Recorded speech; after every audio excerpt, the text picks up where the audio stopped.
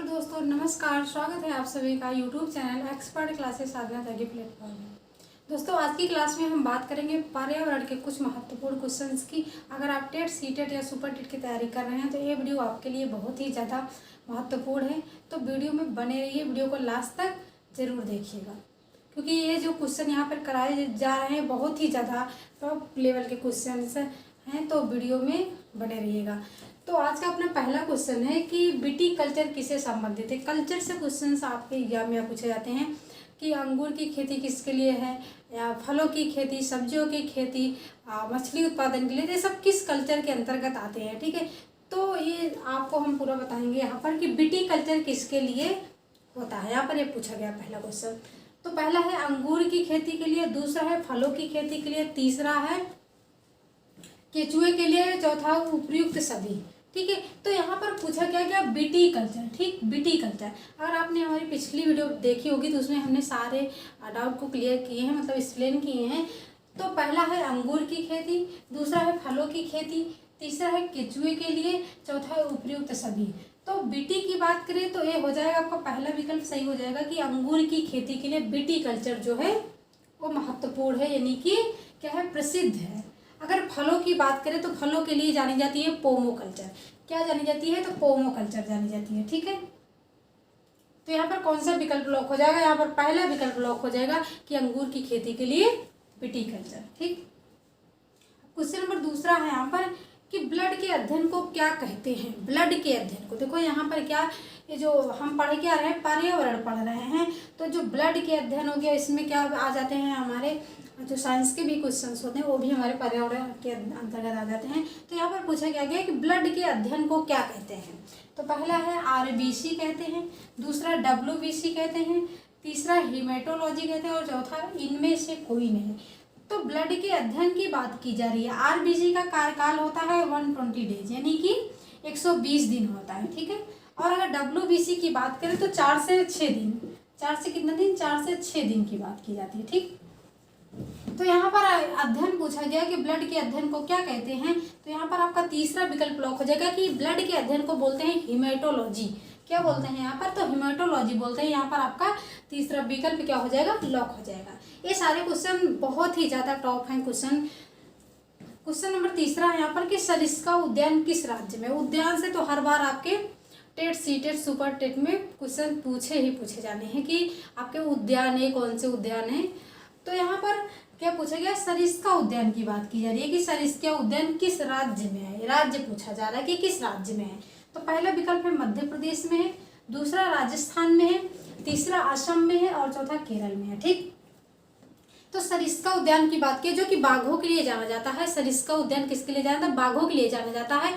वो कहाँ है? तो है राजस्थान में। कहाँ है? राजस्थान में जाना जाता है। ठीक है, तो यहाँ पर कौन सा विकल्प सही हो जाएगा? आपका दूसरा विकल्प आपका सही हो जाएगा। ठीक, तो दोस्तों आपको वीडियो कैसी लग रही है? अगर अच्छी लग रही है तो लाइक करना। अगर आप सेशन में पहली बार जुड़े हैं तो चैनल को सब्सक्राइब जरूर करना, साथ ही बेल आइकन को प्रेस करना, जिससे वीडियो का नोटिफिकेशन आपको मिलता रहे।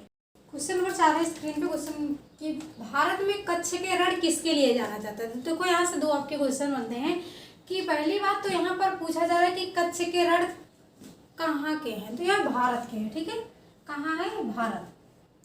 किसकी बात की जा रही है? भारत की बात की जा रही है। तो पता चल गया हमें कि ये जो कच्छ का रण है ये है कहाँ है? तो ये भारत में है। ठीक है, ये क्वेश्चन आपका एक हो गया।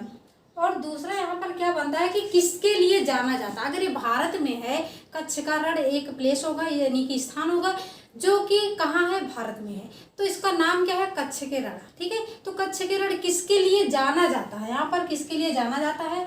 तो पहला है बाघ के लिए जाना जाता है, दूसरा विकल्प है जंगली गधा के लिए जाना जाता है, तीसरा है पक्षियों के लिए जाना जाता है और चौथा है हाथियों के लिए जाना जाता है। ठीक है, अगर हाथियों के लिए जाना जाता है तो वो है आपका केरल।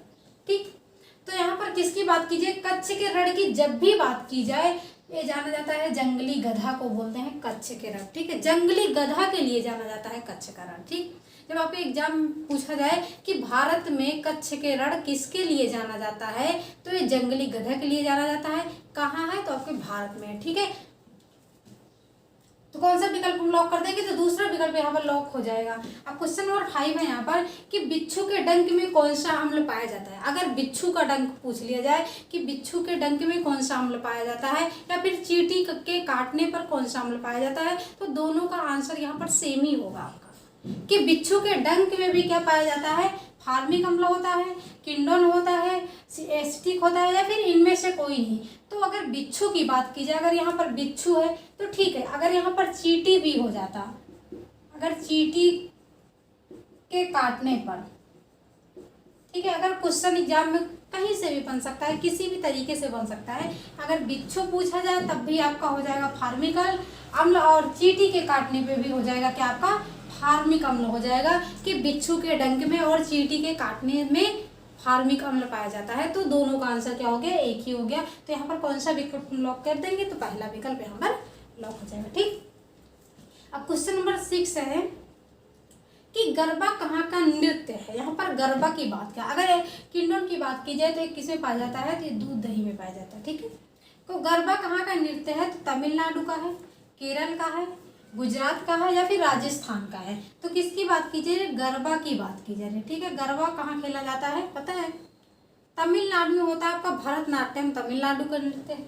केरल की बात करें तो केरल में क्या होता है, कथकली। गुजरात में क्या होता है, गरबा, और राजस्थान में क्या होता है, घूमर। ठीक, तो यहाँ पर फिलहाल कौन सा विकल्प हम लॉक कर देंगे, तो यहाँ पर तीसरा विकल्प लॉक हो जाएगा, क्योंकि यहाँ पर पूछा क्या गया, यहाँ पर गरबा पूछा गया, गरबा कहाँ का है, तो गुजरात का है। ठीक, क्वेश्चन नंबर 7 है कि डेसिबल से क्या मापते हैं। देखो यहाँ पर क्या पूछा गया, डेसिबल पूछा गया कि डेसिबल से क्या मापते हैं। ठीक है, तो पहला है जल मापते हैं, दूसरा विकल्प है भूकंप को मापते हैं, तीसरा है ध्वनि को मापते हैं। चलो चौथा विकल्प को नहीं लिखे, इनमें से कोई नहीं। ठीक है,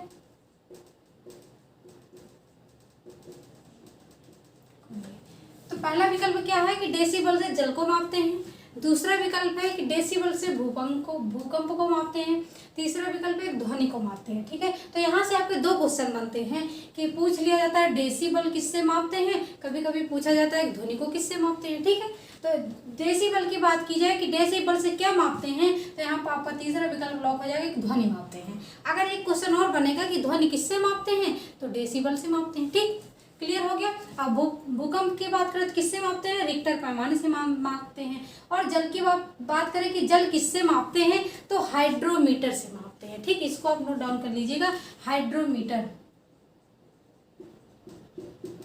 हाइड्रोमीटर, जल किससे मापते हैं, तो हाइड्रोमीटर से मापते हैं। ठीक, क्वेश्चन नंबर 8 है कि रेडियो तरंगे परिवर्तित होती है किस मंडल में।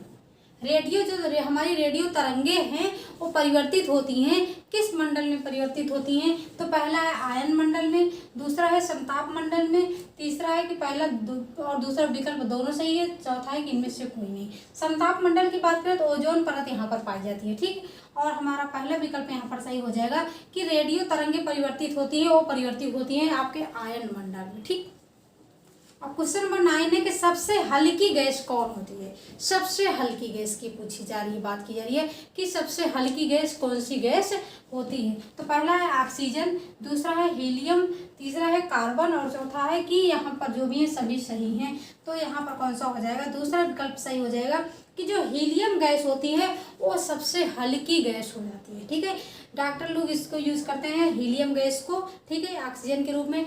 और जैसे गोताखोर हैं जो है झील तालाबों में गोता लगाते हैं, तो वो जो उनका टायर होता है उसमें हीलियम गैस भरी होती है। ठीक है, और जो वायुयान के टायर होते हैं, जो वायुयान के टायर होते हैं उसमें भी कौन सी गैस पाई जाती है, तो हीलियम गैस ही पाई जाती है, क्योंकि ये गैस सबसे हल्की होती है इसलिए ये गैस भरी जाती है। ठीक है, अगर जल में आप डुबकी लगा रहे हो और ये गैस हीलियम गैस के साथ वो टायर आपके लगे तो क्या हो, आप उसमें डूबोगे नहीं। तो इसलिए सबसे हल्की गैस की बात की जाए तो होती है आपकी हीलियम गैस। ठीक, यहाँ पर कौन सा विकल्प सही हो जाएगा, दूसरा विकल्प यहाँ पर सही हो जाएगा। अब क्वेश्चन नंबर 10 है कि पर्वत, पठार, मैदान पर्यावरण के किस क्षेत्र में आते हैं। तो सिंपल सा क्वेश्चन है कि वो स्थल मंडल में, जल मंडल में, पहला दूसरों सही है, फिर इनमें से सभी सही हैं। तो पर्वत हो गया, पठार हो गया, मैदान हो गया, ये पर्यावरण की बात की जा रही है तो ये स्थल मंडल में ही आएंगे ना, ना कि जलमंडल, पर्वत, पठार, ये सभी जलमंडल में तो आएंगे नहीं। तो यहाँ पर क्या हो जाएगा, आपका पहला विकल्प क्या हो जाएगा, सही हो जाएगा। तो दोस्तों वीडियो आपको कैसी लगी, अगर अच्छी लगी तो लाइक करना, अगर आप सेशन में पहली बार जुड़े हैं तो चैनल को सब्सक्राइब जरूर करना, साथ ही बेल आइकन को प्रेस करना, जिससे वीडियो को नोटिफिकेशन आपको मिलता है। Thanks for watching video, this is Sadhana Tyagi, expert classes.